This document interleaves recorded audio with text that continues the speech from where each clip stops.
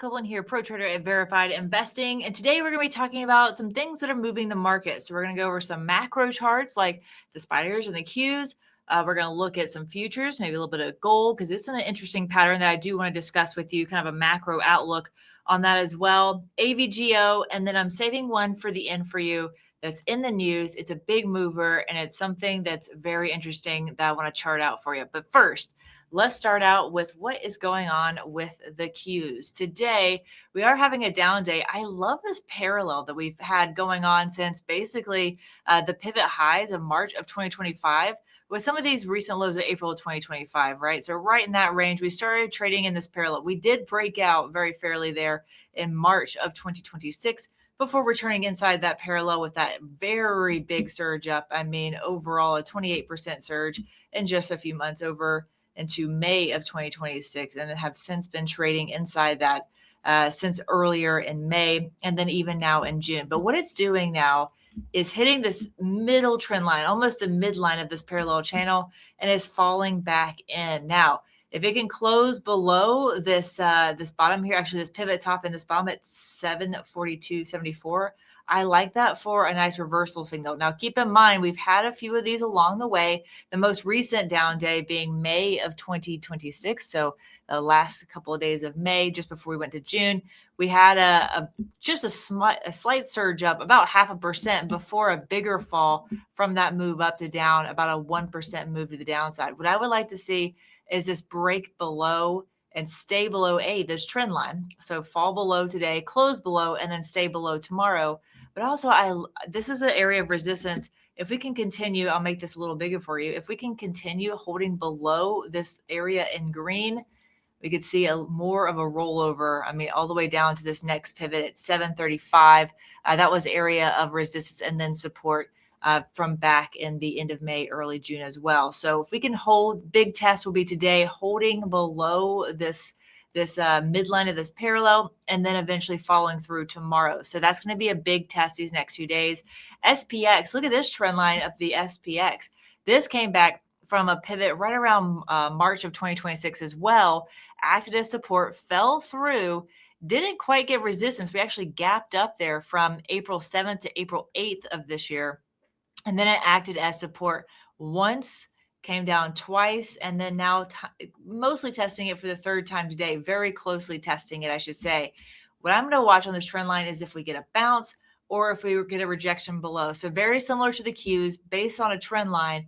If we can get a rejection below, don't be surprised if we do this, get a rejection below, keep falling below, and then return back up to this trend line here to continue testing that before a further move to the downside. So this retest, if we can break through, is going to be the big test on the SPX for some further downside. Now, until we break this trend line, though, we still have some upside to go, right? We're not looking at anything that's going to break down if we can't get this trend line to break. So that's going to be one big thing to watch, is this yellow trend line that goes right through the charts.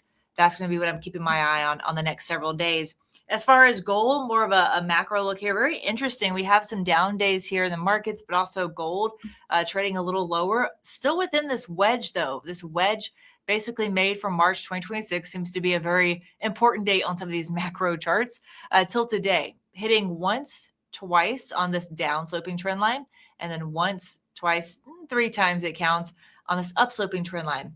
What's going to happen here is we can get a break on either side. I'm not saying it's going one way or another. I'm just looking at technicals here. If we continue getting a sell down and then basically what's more of a consolidation move to the side, I do see this having more downside. Now, if we do get that and then hold around that level, I want to see a break and a confirmation break below before we start looking at anything that's going to be more of a rollover. Now, on the reverse side, if we get a nice up day, breaking through this downsloping trend line, which can happen because this is downsloping, this is upsloping. What I would watch is a confirmation above, a retrace back to that line before making a bigger move up. Same on the downside, a confirmed break, a retrace, and then a further move to the downside, right? Now you got resistance up here at about the $5,000 level, the psychological level would need to break for a more a further move to the upside at 5,400. But if it does break this down sloping trend line, this pivot is a pretty strong low at 4,100. So that will be interesting to watch if we do break this wedge. But the wedge is what I'm looking at first.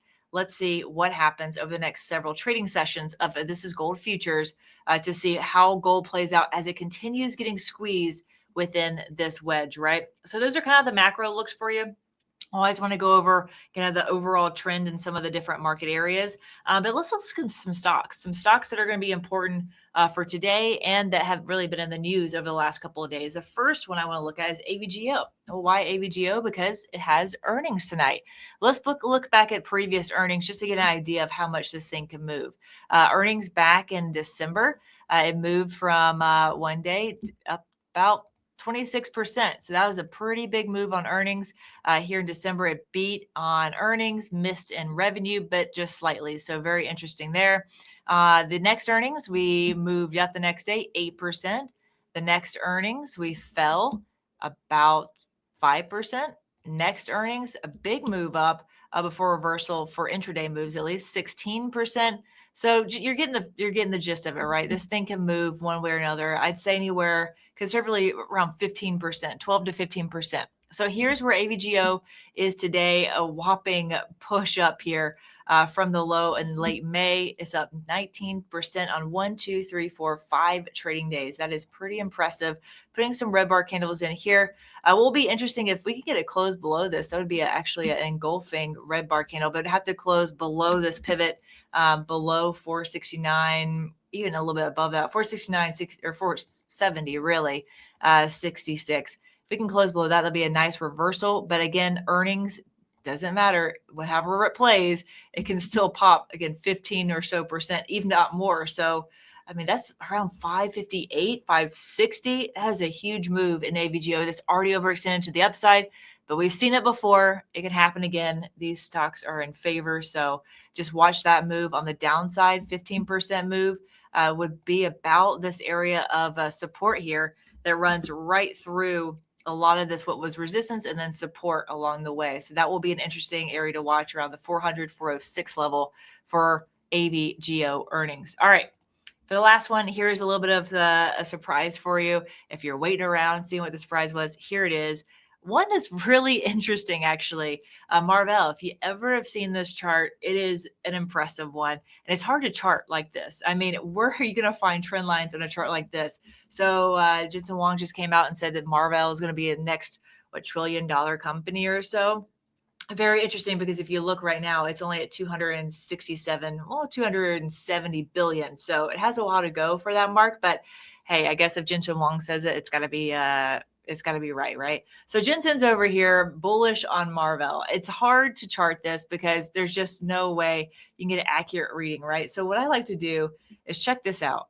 We go to logarithmic and we go over here, pull this up a little bit, and then you're getting a gist of what we might see as far as some upside for this stock. Actually, the first thing I see here as I'm mapping it out with you is a trend line that kind of goes right through these pivot highs here. And we're going to find that, let's go right around those pivot lows. Actually, look at this pivot low. Pivot, bounce, pivot, bounce, pivot, bounce, falls through, acts as resistance, support again, support, doesn't come through. And then now we're right here. Look at that, how it hits this trend line. And I cannot tell you how perfectly it hits this trend line, pulls back. Boom, next day, Jensen's bullish on Marvell all of a sudden, and then we have a move well to the upside. That is an interesting chart to me. Doesn't mean anything. It's just, in these uncharted territories up here at all-time highs. But as it hits a technical level, then pushes through, I mean, that's an impressive amount. Total 46%. 46% move in 2 days. I think that is incredible for a technical level to play out like that. It is very hard to then just break above and then not come back to that level very quickly. I mean, you saw it here. Yeah, it didn't go that much above, 30%? Okay.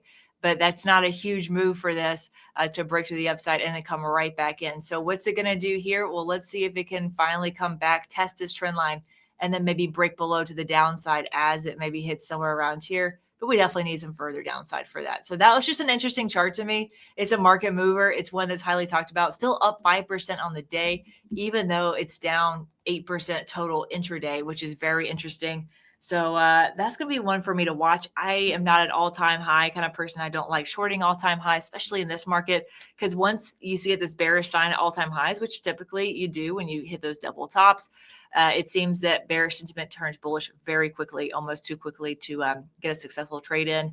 So, some traders are really good at it. If it's you, that's awesome. It's not me. This is going to be one to watch for me. But thank you so much for watching some market movers. Hopefully we can wrap that up for you next week as well. See where some of these major indices are. See where some of these market movers are as well.